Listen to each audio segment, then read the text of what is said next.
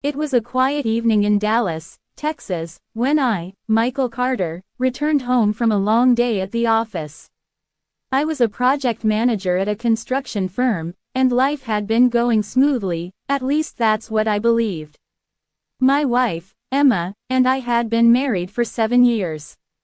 We lived in a cozy suburban house, the kind where you could hear the birds chirp in the morning and the breeze whisper through the trees at night. Emma was the kind of woman who could light up a room with her smile. She loved painting and gardening, and she often said our home felt alive because of the flowers she planted around the porch. We didn't have kids yet, though we had planned to start trying soon. A few months ago, I had hired a new watchman, Daniel, to take care of the property, especially since there had been some thefts reported nearby. He was in his mid-30s, polite, and hardworking. He always greeted me with a nod, kept the lawn clean, and made sure the gates were locked every night. I trusted him, perhaps too much. It started with small things. I'd come home and notice Emma talking to Daniel near the garden. Nothing unusual, she often offered cold water or tea to workers.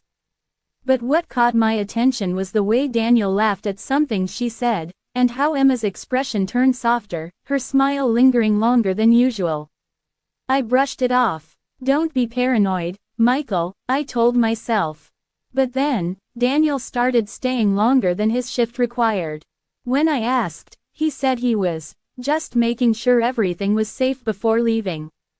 One night, I came home earlier than expected because a client meeting got cancelled. As I parked the car, I noticed the porch lights were off, but the backyard lights were on. I walked quietly toward the back gate, and that's when I heard voices, Emma's and Daniel's. They were talking softly, almost in whispers. I couldn't make out much, but I distinctly heard Emma say, "You should leave before Michael comes back." My heart thumped. Why would she say that? When I entered through the kitchen, Emma was sitting on the couch pretending to watch TV. Daniel was gone. "Everything okay?" I asked casually. She smiled nervously. "Yeah, just watching something." I nodded, pretending not to notice the tension in her tone. But that night, I couldn't sleep. My mind replayed her words again and again. In the following weeks, things changed. Emma became quieter, distant. She avoided eye contact when I talked and seemed distracted even during dinner. I tried to ask if something was bothering her, but she brushed it off saying she was just tired or not feeling well. Meanwhile, Daniel's attitude subtly changed too. He no longer greeted me with the same warmth. Sometimes, when I'd come home, I'd see him walking away quickly, as if trying to avoid me. One afternoon, I decided to take a half day from work without telling Emma. I wanted to surprise her. When I arrived home, her car was in the driveway, but the front door was locked. I used my keys and entered quietly. I called her name, no response. The sound of laughter came from the back of the house. My heart sank again. I walked carefully toward the source. The door to the backyard was slightly open. Through the small gap, I saw Emma and Daniel sitting near the garden bench. She was showing him something on her phone. They looked too close, too comfortable. I wanted to storm out and confront them, but something stopped me. I didn't want to act on assumptions. So, I decided to be patient. That evening, I told my friend Ryan, who was a private investigator, about my suspicions. He advised me to stay calm and let him install a small camera near the backyard to see what was really going on. For 2 days, nothing unusual happened. Then, on the third day, while I was supposedly at work, Ryan called me. "Michael, you might want to come home," he said quietly. "I think your suspicion wasn't wrong." My heart pounded as I drove back. When I arrived, Ryan showed me the footage. It wasn't anything explicit, but it was enough. Emma and Daniel were sitting too close again. He was holding her hand, and she wasn't pulling away. They talked, laughed, and at one point, she rested her head on his shoulder. That was all I needed to see. That night, I didn't eat dinner. I sat on the couch in silence while Emma moved around the kitchen pretending everything was fine. Finally, I said, Emma, how long have you known Daniel? She froze. A few months. Why? I turned to her. Do you like him? Her eyes widened. What kind of question is that? Answer me. She looked away. Michael, you're being ridiculous. I saw the footage, I said calmly. You resting your head on his shoulder. Him holding your hand. Her face turned pale. You recorded us. I had to, I said quietly. Because I didn't recognize the woman I married anymore. For a moment, silence filled the room. Then she whispered, I didn't mean for it to happen. I closed my eyes. The words hit like a storm. So it did happen. Tears welled up in her eyes. I was lonely, Michael. You've been so busy with work lately. I didn't plan it. It just happened. I stood up slowly. Emma, being lonely doesn't give you the right to betray someone who trusted you. She broke down, crying. I'm sorry. Please don't leave me. But I couldn't stay. Not that night. I packed a small bag and left to stay with Ryan. The following week was the hardest of my life. I ignored Emma's calls and messages. I just couldn't face her. I felt betrayed, humiliated, broken. Daniel disappeared. He didn't show up for work after that night. One of the neighbors said he saw him leaving town. Eventually, Emma came to my office one day. She looked pale and tired. Michael, please talk to me, she said softly. I made a mistake. I'll do anything to fix it. I sighed deeply. Trust, once broken, doesn't repair easily. She nodded, tears rolling down. I'll wait for as long as it takes. I didn't reply. I just watched her leave. A month passed. I focused on work, therapy, and trying to rebuild my peace. I moved back home eventually, not because I forgave her completely, but because part of me wanted closure. Emma was different. She had stopped painting. The garden, once her pride, had started to wither. One evening, she came to me and said, I've been seeing a counselor. I want to earn your trust again, Michael. Her sincerity touched me. It wasn't easy, but we began attending therapy sessions together.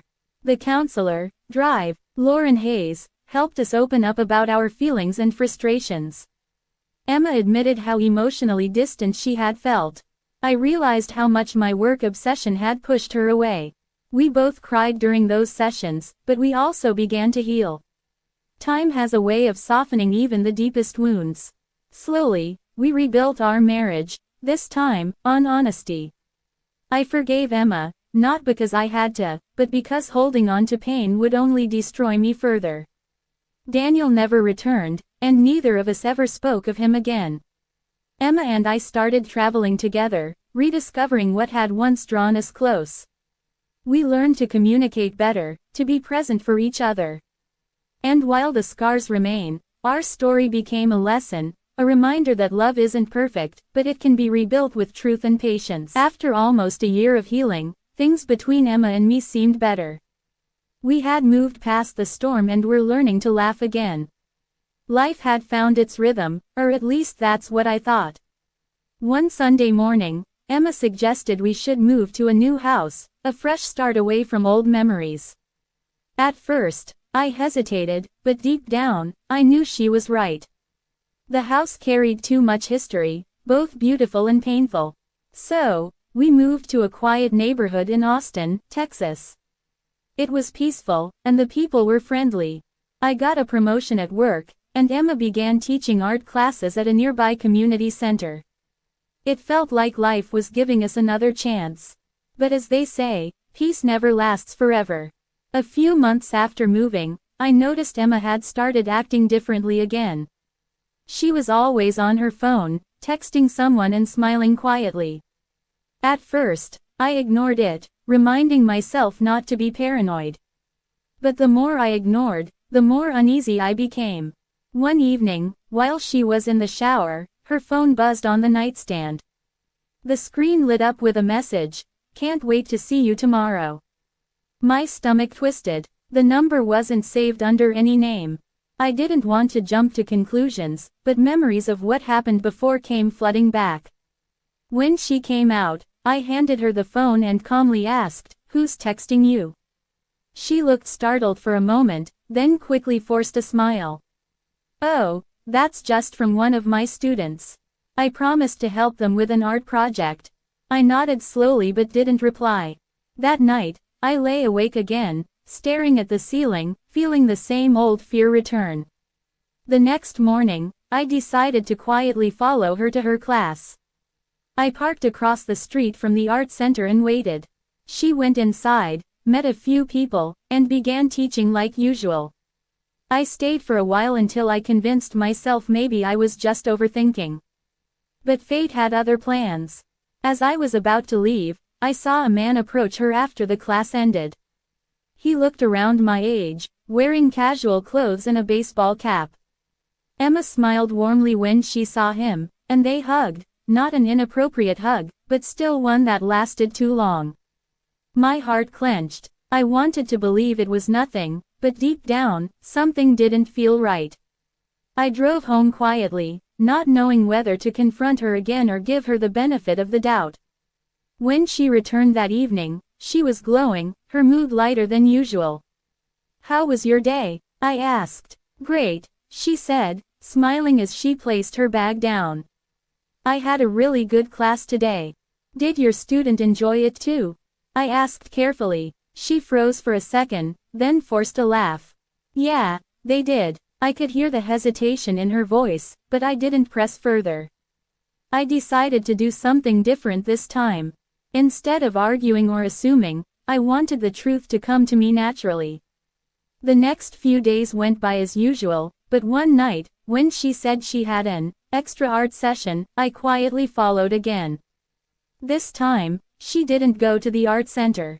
She drove downtown and parked near a coffee shop. The same man from before was already waiting there. They sat at a corner table, talking and laughing. I stayed in my car, feeling my heart ache. I could have walked in, but I didn't want to make a scene. I wanted to see what she was hiding. After about an hour, they left the shop and stood near her car, still talking. Then I saw her hand lightly touch his arm, and she smiled in a way I hadn't seen in a long time. That was enough for me. The next morning, I asked her calmly, "Emma, who's that man you met at the coffee shop last night?" She dropped her spoon in shock. "What are you talking about?" "The man you hugged after your class. The one you met last night. Who is he?" She was silent for a long time. Then she said softly, "His name is Ethan. He's one of the volunteers at the art center. We've been working on an exhibition together." "Why didn't you tell me?" I asked quietly. "Because I knew you'd react like this," she said, her eyes glistening. "I didn't want you to think something was going on." "Then why meet him secretly at a coffee shop?" "It wasn't secret, Michael. We were just discussing plans for the exhibition." I wanted to believe her. I really did, but the same doubt that once tore us apart began to grow inside me again. I told her I needed space and spent the night at Ryan's place. The next day, I called the art center and asked about Ethan. The receptionist confirmed that he was indeed one of the volunteers helping organize an art event with Emma. I felt both relieved and foolish. Maybe I was the one who hadn't healed completely. Maybe I was the one still trapped in the shadow of her past mistake. I returned home that evening and apologized to her. She didn't get angry, she just hugged me tightly and whispered, "I understand. I broke your trust once. It'll take time for you to believe in me again." Her words hit deep. I realized she was right. Trust doesn't rebuild overnight. From that day, I decided to truly let the past go. We began spending more time together again, cooking dinners, watching old movies, and taking long drives. Slowly, laughter returned to our home. The exhibition turned out to be a huge success. I attended it proudly, watching Emma shine as people admired her art. Ethan was there too, but this time, when he spoke to her, I felt no jealousy, only calmness.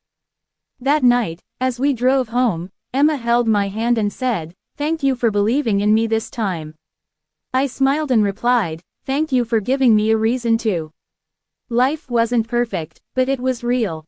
We learned that love isn't about never making mistakes, it's about choosing each other even after the mistakes. The road to healing was long, but every day we walked it together, step by step, heart by heart, stronger than before. A year after the art exhibition, our lives had finally settled into a calm rhythm. Emma's art career had grown. She was now teaching full-time and occasionally selling her paintings to galleries. I had received another promotion at work, and together we were slowly building the future we had once dreamed of. Our marriage wasn't flawless, but it was steady, peaceful, and full of quiet understanding. We had learned from our past, at least that's what we believed. One evening, we were invited to a charity event organized by the Art Center. Emma was excited because many of her students were displaying their artwork there. I could see the happiness in her eyes as she talked about it all week. The event was held in a large hotel ballroom in downtown Austin. The air smelled of fresh flowers and expensive perfume. Soft music played as people mingled, admiring paintings and sculptures. Emma introduced me to many of her colleagues, including a new face, Ethan's sister, Lily. She was cheerful and friendly, and she told me how much she admired Emma's dedication. For once, I felt proud instead of suspicious. But then something unexpected happened that night. As we were leaving the event, a man approached me in the parking lot. He was wearing a cap and looked vaguely familiar. When he lifted his head, my heart froze. It was Daniel, our old watchman. My past and present collided in a moment that left me speechless. "Michael," he said quietly, his voice calm but tired. "I didn't come to cause trouble. I just needed to say something." I stepped back slightly, instinctively defensive. "What do you want, Daniel?" He sighed. "I know what I did was wrong. I crossed a line I never should have. I left town because I couldn't live with the guilt. But I heard you both moved here, and I wanted to apologize, to you and to Emma." Before I could respond, Emma appeared behind me. Her face turned pale as soon as she saw him. "Daniel," she whispered. He looked down, ashamed. "I'm sorry, Emma. I destroyed something good. I wanted to tell you that I've changed. I'm working as a security supervisor now, trying to fix my life." 10 years had passed since that night we saw Daniel for the last time. Life had changed in quiet, beautiful ways. Emma and I had grown older, calmer, and more grateful. The wounds that once tore us apart had turned into faint scars, reminders of how far we'd come. Our home in Austin had become a place of peace. The garden, which once symbolized pain, now bloomed brighter than ever. Emma had planted sunflowers, the same ones she used to love in our early days together. She said they reminded her that even after facing darkness, one can always turn toward the light.